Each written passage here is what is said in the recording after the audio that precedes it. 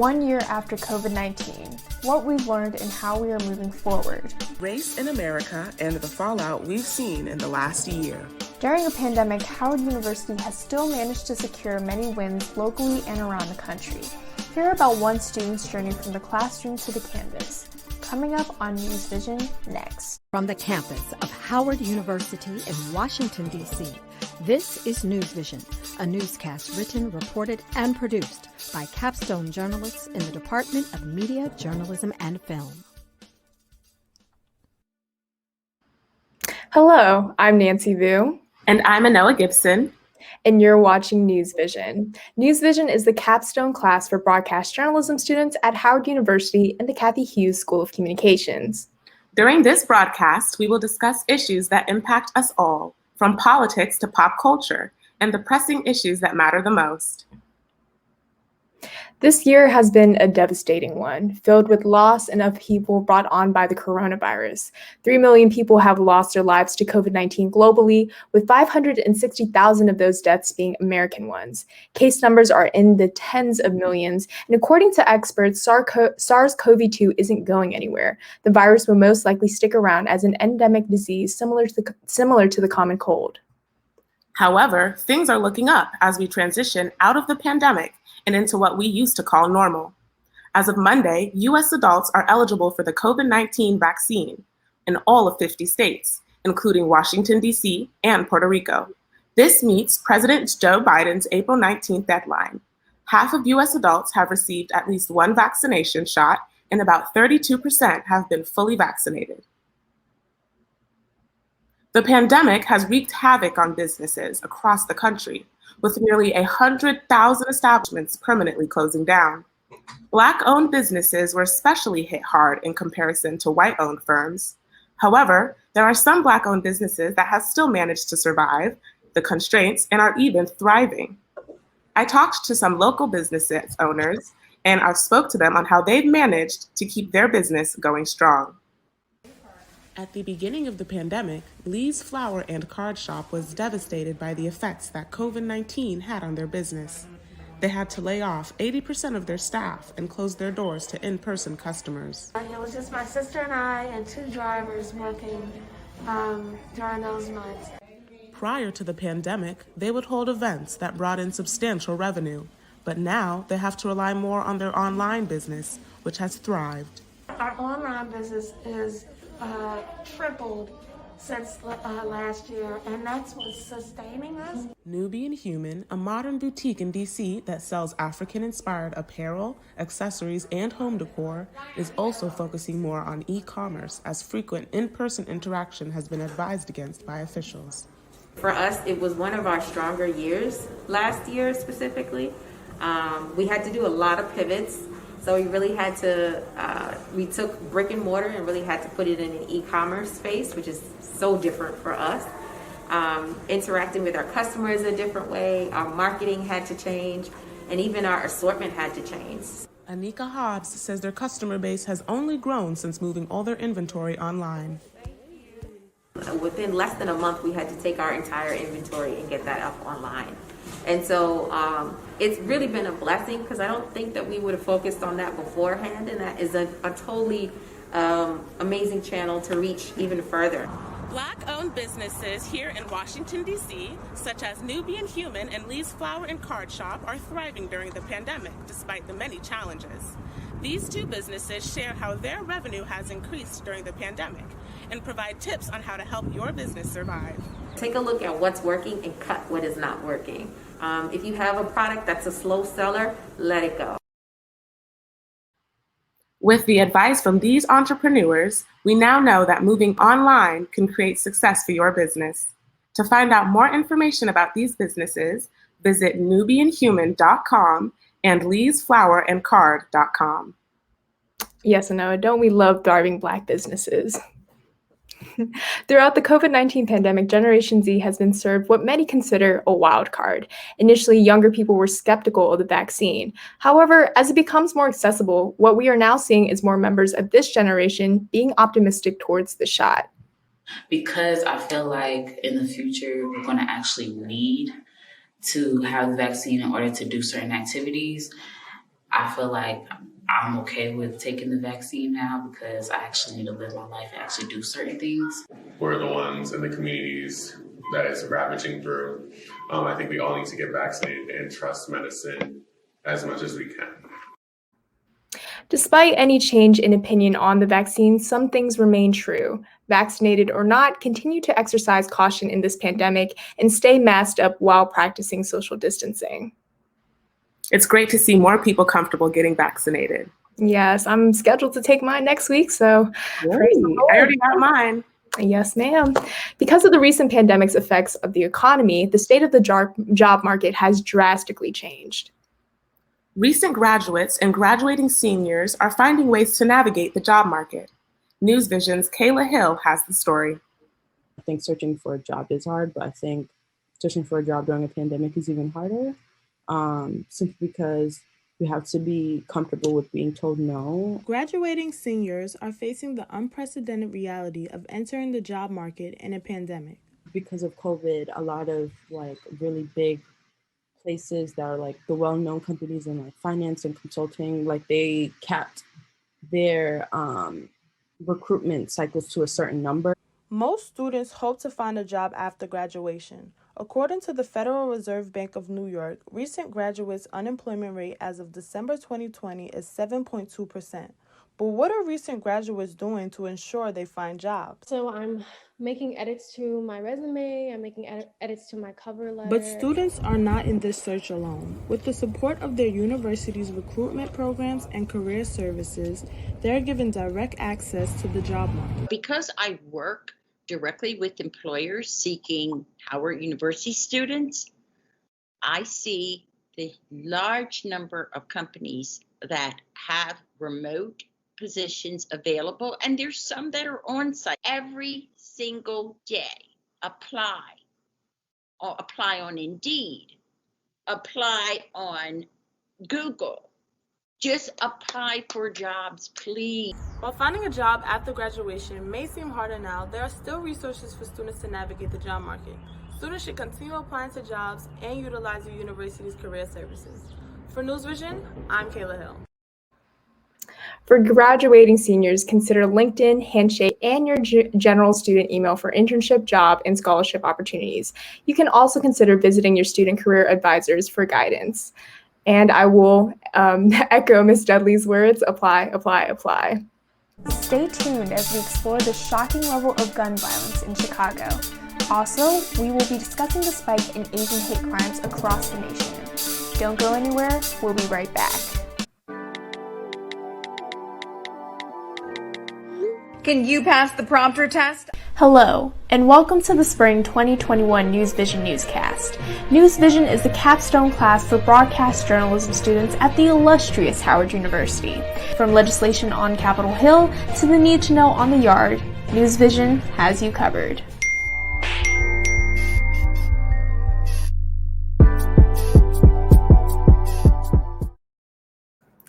Guilty. That is the verdict in the trial of former Minneapolis police officer Derek Chauvin, who is charged with killing 46-year-old George Floyd. The jury found him guilty on all 3 charges after deliberating for just 10 hours. Chauvin was charged after kneeling on Floyd's back and neck for approximately 9.5 minutes during an arrest last May. His death led to uprisings across the country. Chauvin faces up to 40 years in prison when he is sentenced in the coming weeks. After the verdict was read, bail was revoked and Chauvin was remanded into custody. Outside of the courtroom, crowds cheered, and the National Guard has been on standby in Minneapolis. Immigration has been a key tenet of Biden's first 100 days. In the first 100 days of his presidency, Joe Biden has enacted a number of immigration policies and initially promised to reverse the ones instituted under former President Donald Trump. Vice President Kamala Harris has been appointed to lead the way on these issues. But how is the Latinx immigration population reacting to the transition in power? I was able to talk to some members of the Hyattsville, Maryland community, and this is what they said. Hyattsville stands as part of Prince George's County's efforts to be a sanctuary city, a place that limits cooperation with federal immigration officials to protect certain groups from deportation. However, even with these efforts, immigrants within the area say that they still don't feel safe, regardless of who is in the White House. Pues para nosotros como inmigrantes, todo el tiempo tenemos ese miedo cuando salimos a trabajar de que tal vez no vamos a regresar a casa con nuestra familia. After facing pressure from progressive and Democrats, President Biden has signed a number of executive orders on immigration. These measures range from strengthening DACA to establishing a task force that will identify families separated at the border. But even in the midst of these changes, the big question is it enough to protect immigrants? We want policies that focus more on alternatives to detention and ending detention. Attorney Laura de las Casas states that even with Biden enacting a moratorium on deportations, migrants are still getting detained and sent to detention. I've had to have a lot of conversations just with family members too, the confusion. We thought we had a better president. Why now are you telling me that my loved one is inside? He just wants to go home. The day-to-day as of now, we aren't seeing much of an impact. Even with a new president in the White House, deportation is still an everyday fear for migrants. Pues una oportunidad para podernos legalizar o para poder al menos obtener un permiso de trabajo estable por un par de años.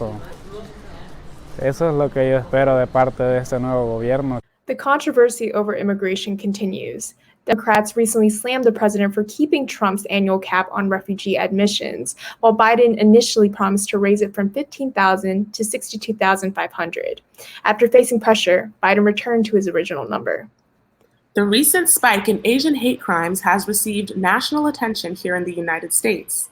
Reporter Savanna has more on the recent surge.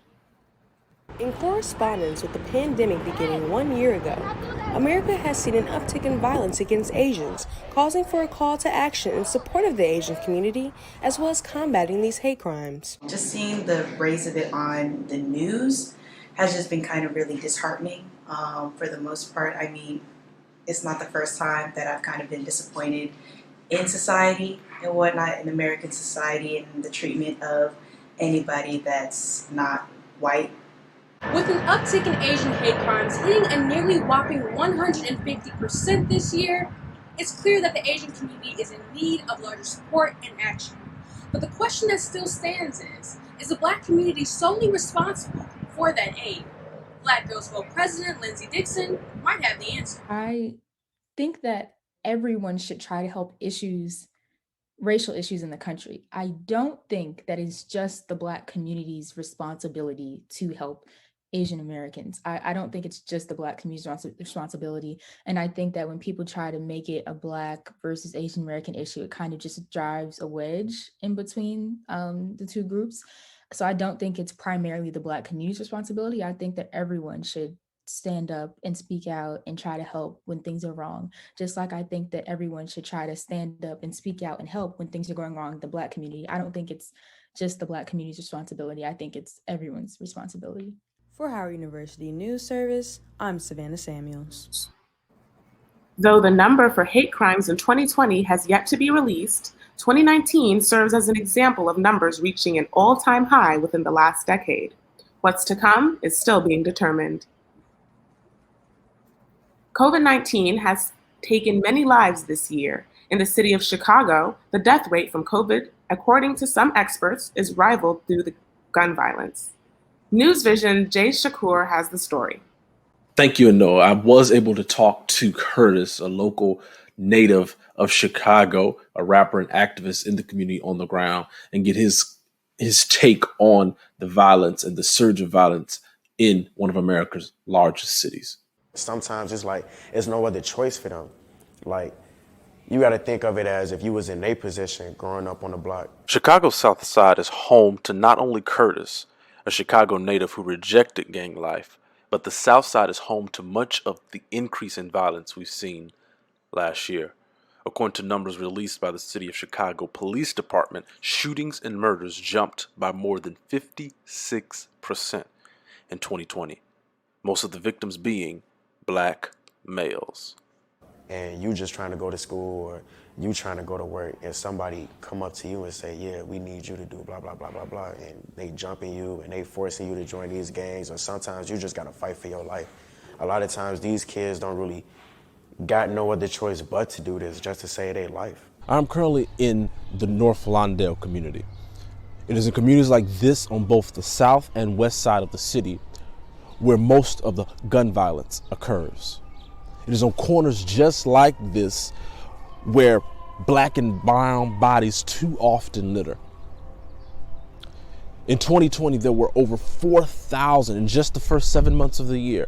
From January to July, there were over 4,000 black homicides. Curtis, who is now an advocate against this violence, believes that it is a symptom of a greater issue. Single parent families, and they don't have no father in their life, and a lot of the times their friends get them to do it. So it's all about environments, if you ask me. Discharge the duties. After taking the oath of office in May of 2019, the first black woman mayor of Chicago, Lori Lightfoot, vowed to take swift action to stop gun violence. And restoring safety and peace in our neighborhoods. We will develop a new proactive strategy in partnership with the communities hardest hit by the scourge of gun violence. Though this promise was made, no clear plan has been implemented. In fact, figures have worsened. According to the University of Chicago Crime Lab, in 2020, even during a global pandemic, nearly 1,300 more people died due to gun violence last year than the year before.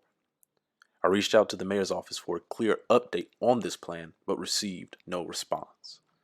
For NewsVision, this is Shakur. Chicago's murder rate and the increase in shootings are very telling. The latest figures show overall shootings increased in Chicago 71% in 2020. Coming up, Howard University commencement decision and the effects virtual graduation has had on students' mental health. Much more from NewsVision next. Working efficiently to write the script, to getting the right shot, and editing a package to perfection. Teamwork certainly makes the dream work.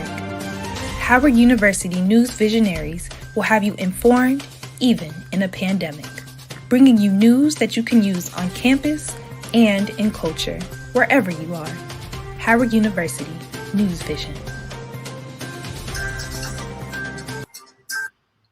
On April 9th, the Office of the President announced that Howard University is officially moving forward with in-person commencement activities on campus from May 5th through May 8th. This event is designed to celebrate the graduation of the classes of 2020 and 2021 as the COVID-19 pandemic stood in the way of their commencement last year. Lauryn Forbes has more to share about this good news. Hey, Lauryn. Hey, Nancy. Thank you. This is great news indeed for Senior Bison. Earlier today, I had the opportunity to sit down with Provost Anthony Wuta to talk about exactly how the university came to this decision. We want to provide an opportunity for students to celebrate, but we also wanted to make sure that we could do it safely and that we could do it in a way that was consistent with the district's policies. We were initially planning for a virtual commencement, and then the district government shared with us that they were going to provide some guidelines for in-person ceremonies. And once they provided those guidelines and we were clear that we would be able to adhere to them, even though it would mean that there wouldn't be any guests and it would be graduates only, no family and friends participating. We thought it was at least worth trying to make the effort to be able to have an event that our students would be able to celebrate in person. I know that this has been a difficult year for administrators as well. So what does having an in-person commencement mean to you? I look at it from two perspectives. On the one perspective, it would be good to see a lot of our students and to be able to celebrate with them, and for them to be able to have at least this moment where they're gathering with friends and with classmates and being able to celebrate the accomplishment together is a positive thing. Putting on my administrator hat, but we're also concerned that we can make sure everyone adheres to the guidelines as we have provided them from the district. There are a number of things that the district has asked us and expect us to be able to put in place so that we can make sure that there isn't transmission of the virus, that everyone is going to adhere to the guidelines, that no one who is sick or who has a temperature or who could potentially be ill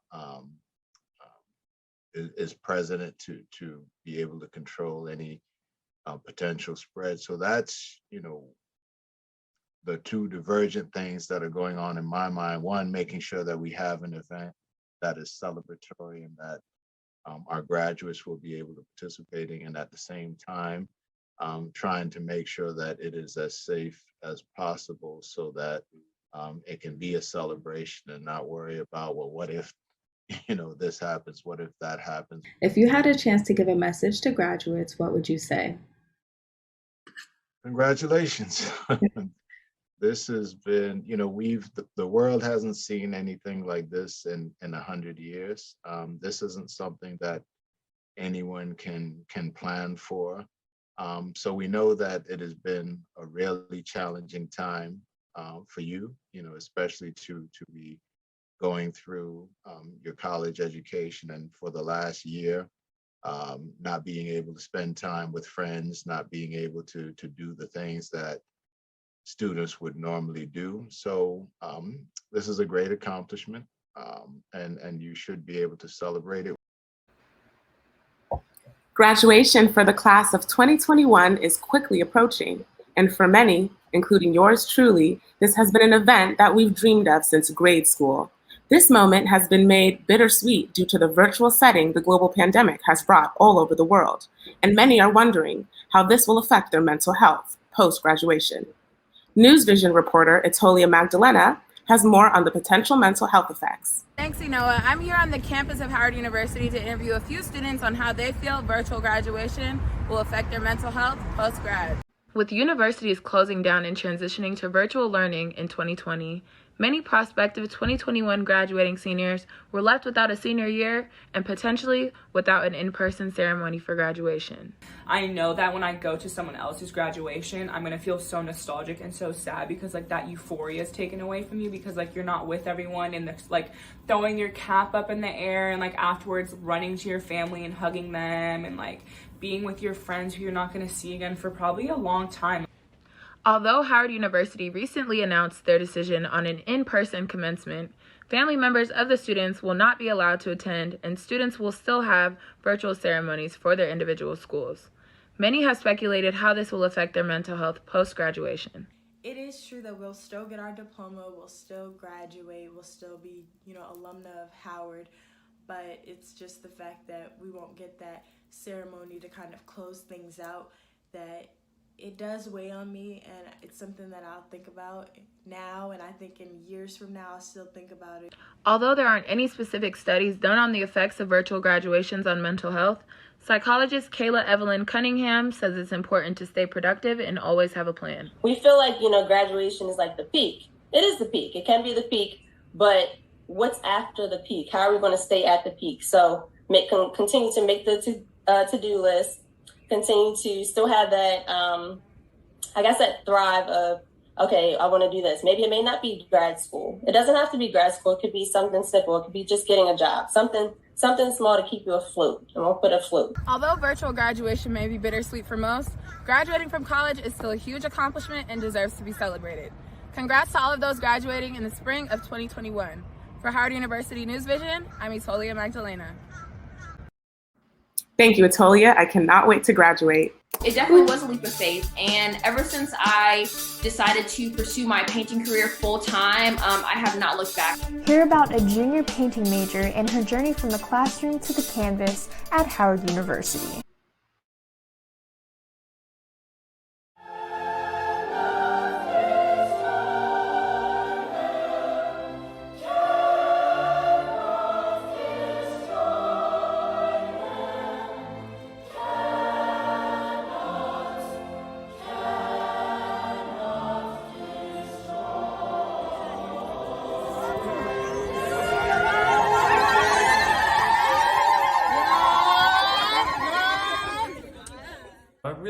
like Howard as a whole. Most importantly, the family aspect of it. You know, everybody I've met here, I feel like they've taken me in as family and they treat me as such, whether it be in a professional setting or, you know, just in personal relationships.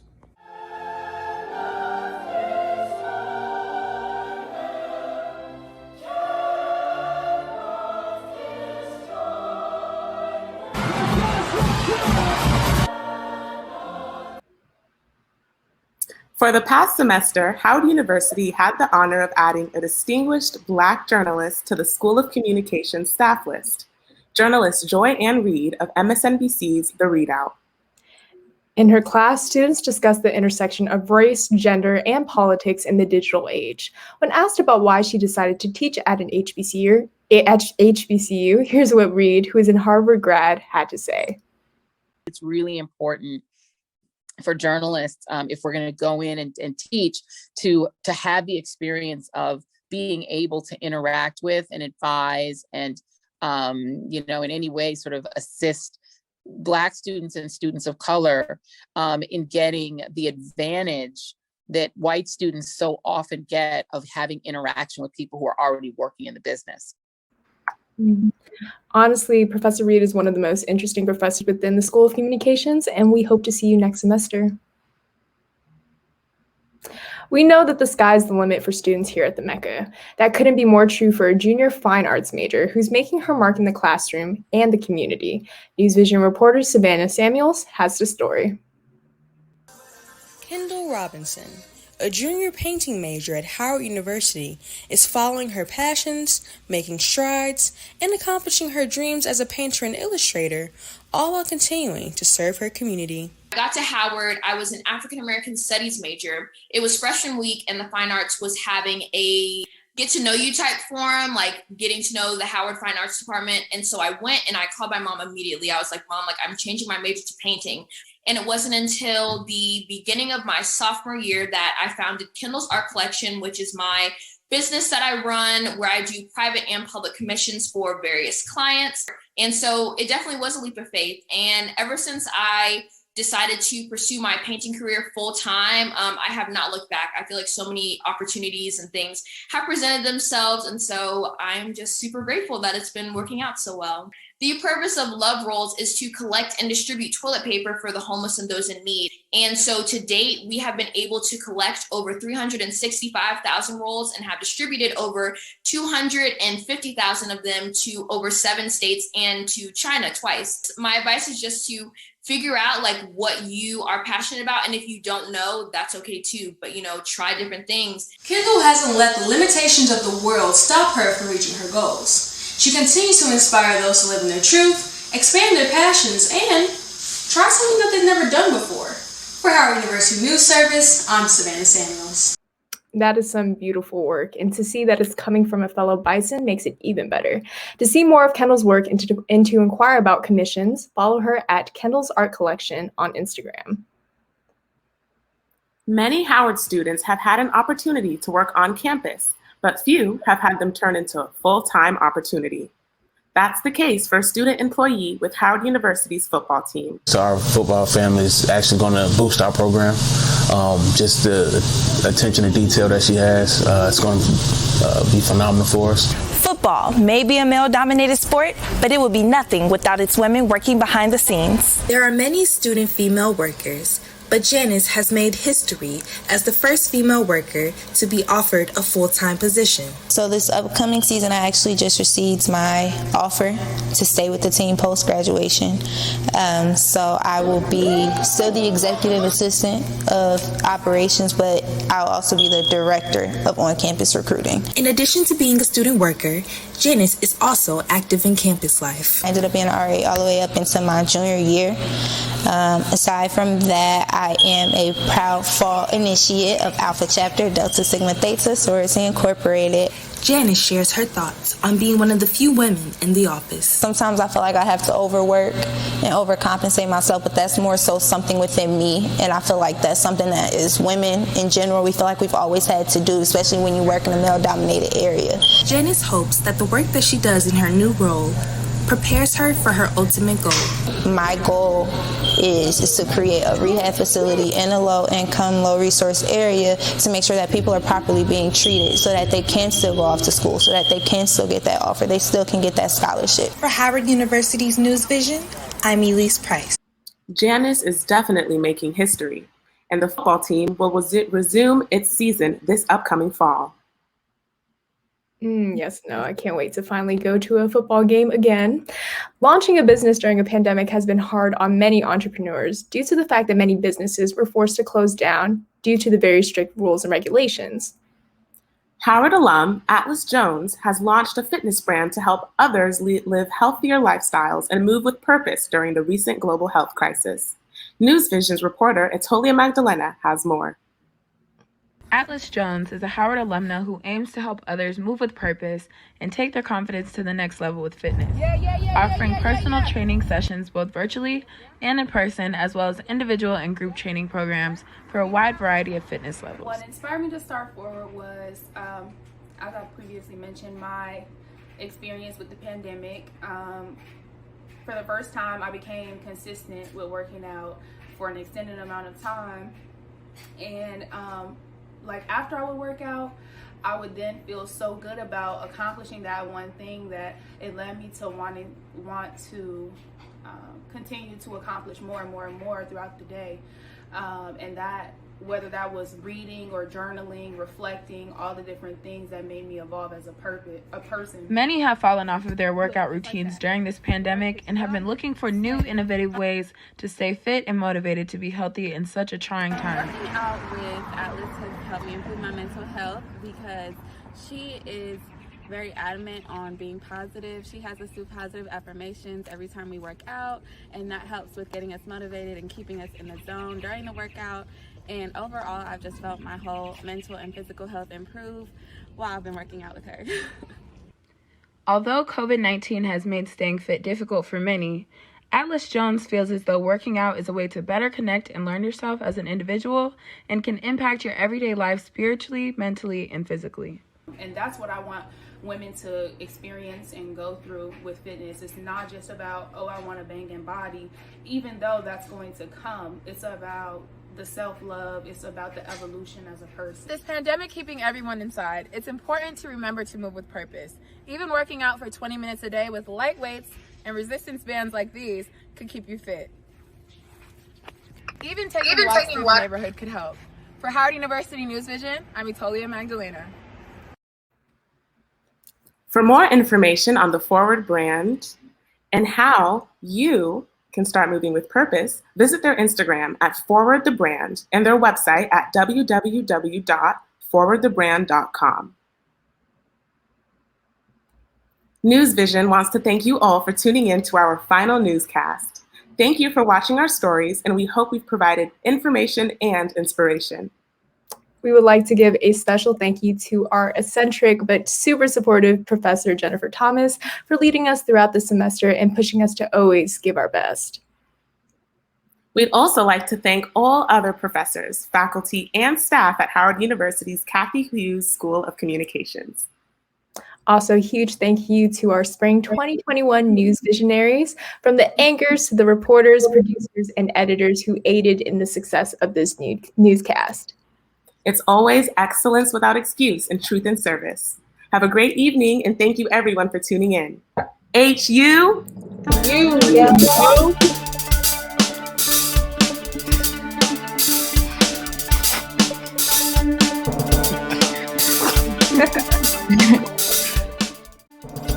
NewsVision, brought to you by Howard University School of Communications.